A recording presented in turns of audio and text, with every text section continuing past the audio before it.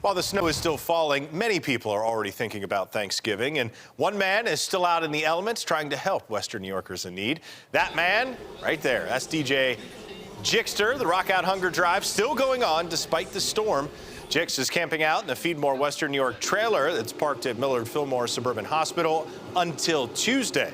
He's collecting frozen turkeys and any other food items, non-perishable of course, for community members in need.